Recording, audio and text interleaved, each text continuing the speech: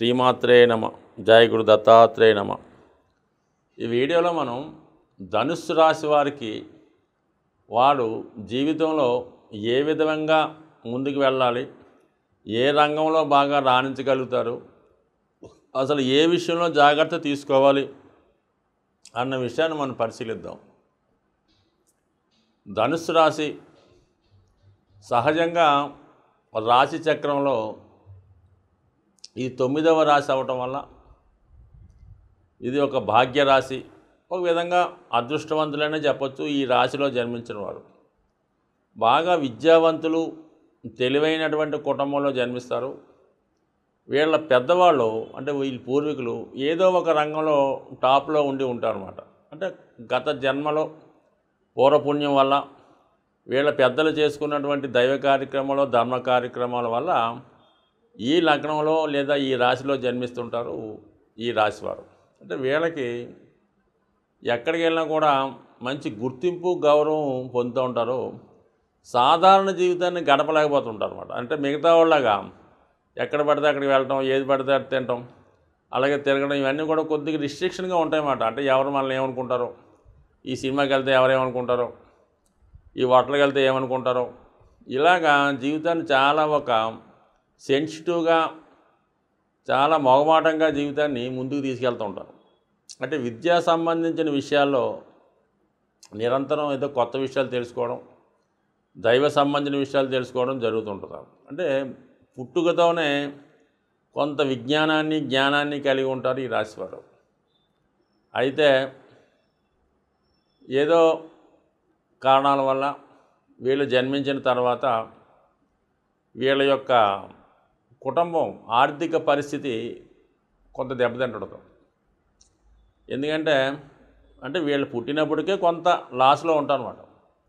కుటుంబ స్థానంలో శని సంబంధించింది, 12వ స్థానం 8వ స్థానం అవడం వల్ల వీళ్ళ యొక్క ఇంప్రూవ్మెంట్కి ఈ కుటుంబ సభ్యులు అంత సపోర్ట్ చేయలేకపోతుంటారు అన్నమాట. అంటే మంచి పాఠశాలలో జాయిన్ చేయడం, అలాగే ఇతనికి కావాల్సినవన్నీ సమకూర్చడం, ఇవన్నీ కూడా పెద్దగా చేయలేకపోతుంటారు.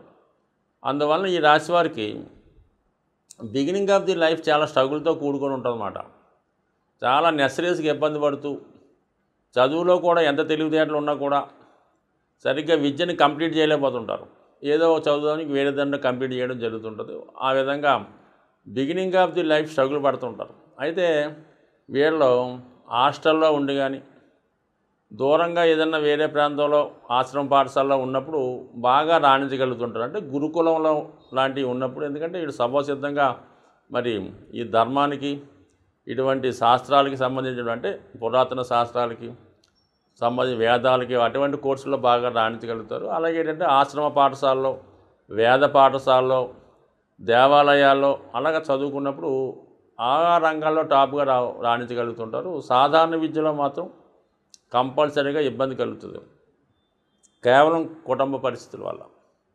సో ఇది ఆ విధంగా ఉంటే ఈ రాశ్యాధిపతిగా ఉన్నటువంటి గురువు స్థితిని బట్టి కూడా కొంత ఆధారపడి ఉంటుంది. గురువుకి, రాహుకి కానీ, శనికి కానీ ఏ విధంగా సంబంధం ఉన్నా జాతకుడు బిగినింగ్ ఆఫ్ ది లైఫ్లో అంటే 25 సంవత్సరాల దాకా కూడా చాలా ఇబ్బందులు ఎదుర్కోవడం జరుగుతుంటుంది. అలాగే వీళ్ళ మదర్ కూడా స్ట్రగుల్ పడతారన్నమాట. ఇది కామన్గా జరుగుతుంటుంది. జాతకుడు బాల్యానికి, తల్లిగారి జీవితానికి ముడిపడి ఉంటుంది. అంటే ఇక్కడ గురువు దెబ్బతింటే జాతకుడు యొక్క బాల్యం అంతా కూడా దెబ్బతింటుంది, మదర్ కూడా స్ట్రగుల్ పడతారు.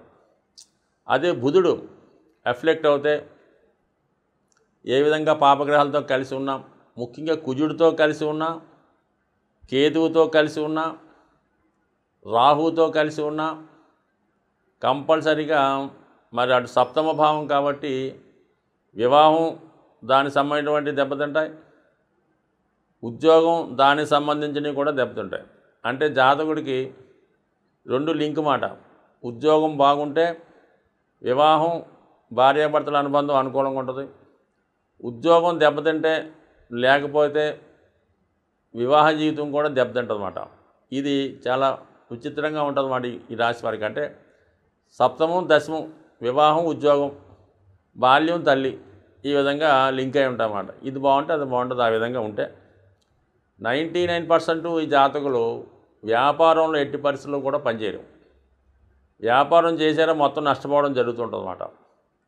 కారణం ఏంటంటే దశమ స్థానం వీళ్ళకి కన్యారాశి.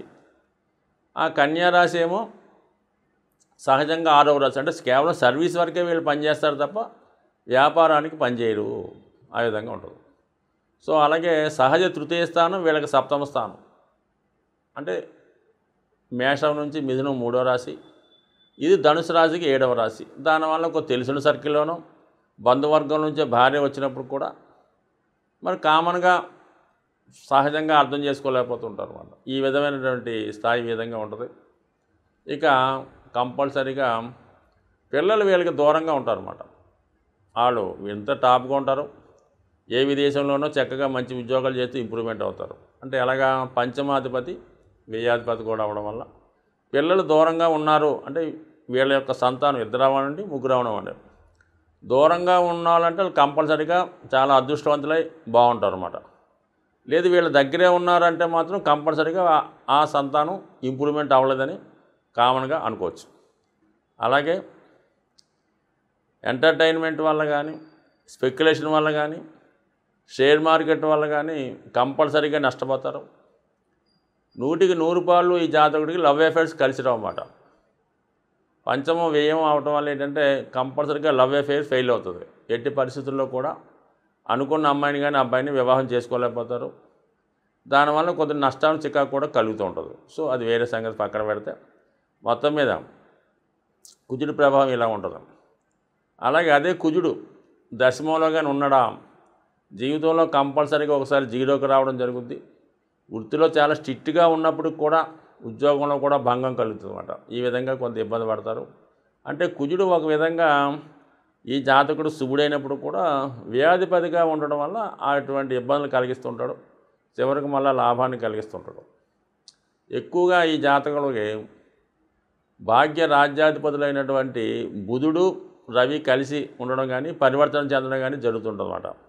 సో ఆ కారణం వల్ల ఈ జాతకులు 45వ సంవత్సరం వచ్చేదాకా కూడా జీవితంలో పెద్దగా సక్సెస్ కాలేకపోతుంటారు అన్నమాట. అంటే ఎందుకంటే ఇక్కడ దశమాధిపతి అంటే బుధుడు ఓకే, భాగ్యాధిపతితో కలిసాడు ఓకే, కానీ దశమానికి 12వ స్థానాధిపతి మరి రవి అవటం వల్ల సాధారణంగా ఎంత పాండిత్యం ఎంత తెలివితేటలు ఉన్నప్పుడు కూడా బిగినింగ్ ఆఫ్ ది లైఫ్లో 40 ఇయర్స్ దాకా కూడా లేదంటే 36 వరకు కూడా ఉద్యోగపరమైనటువంటి ఒడిదుడుకులు ఎదుర్కోవడం జరుగుతుంటుంది. సో అది ఆ విధంగా ఉంటుంది. ఇంకా మెయిన్గా శుక్రుడు ఈ జాతకాన్ని మెయిన్ లీడ్ చేస్తుంటాడు అనమాట. ఈ రాష్ట్రాధిపతి గురువుకి శుక్రుడు సముడు అవ్వటం వల్ల షష్ఠ లాభాధిపతి, 2 పాపస్థానాలకు అధిపతి. అంటే లాభం మంచిది అనుకుంటారు కానీ అదే జీవితంలో ఇబ్బంది పెడుతుంది అన్నమాట. అంటే 6వ స్థానం అన్నది ఏంటంటే రుణస్థానం, శత్రుస్థానం.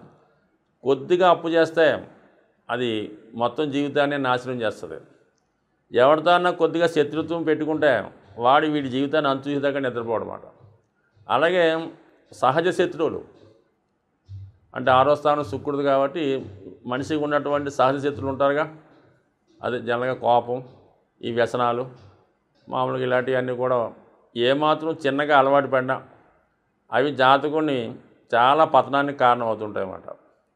సో అందువల్ల ఎటువంటి వ్యసనానికి లోనైనా, జోదానికి లోనైనా, స్త్రీలోలతో అంటే లేడీస్ వీక్నెస్ ఉన్న కంపల్సరీగా కొద్దిగా ఒక రోజుతో ఉన్నటువంటి పరిచయం అది పెద్ద బంధంగా మారి జాతకుడిని పతనం కారణం అవుతుంటుంది. అంటే చిన్న తప్పుకి పెద్ద పనిష్మెంటు. ₹1,00,000 అప్పు చేస్తే ₹1,00,00,000 అప్పై మొత్తం మీ జీవితాన్ని నాశనం చేస్తుంది.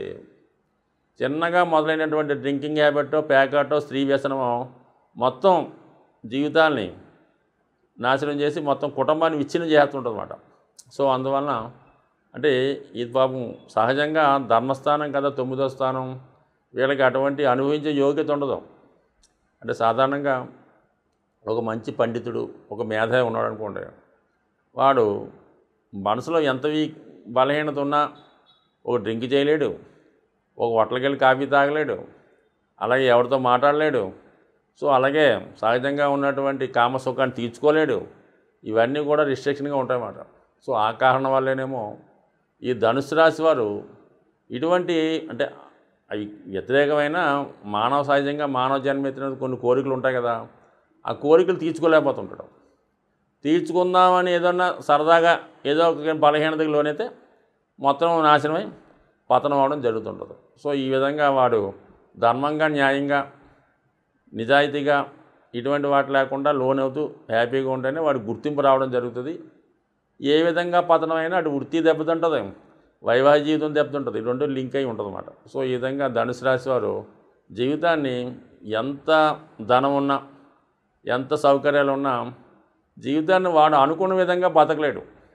సంఘానికి, చట్టానికి, ధర్మానికి లోబడి మాత్రమే వాడు జీవించాలి తప్ప వాటిని అధిగమించి మాత్రం ప్రయత్నిస్తే ఖచ్చితంగా వాడు పతనం కారణం అవుతుంది. అందరూ ఇతని మీదే దృష్టి పెడతారు. చిన్న తప్పుని పెద్దగా ప్రచారం చేసి ఇతని పతనానికి కారణమవుతుంటారు.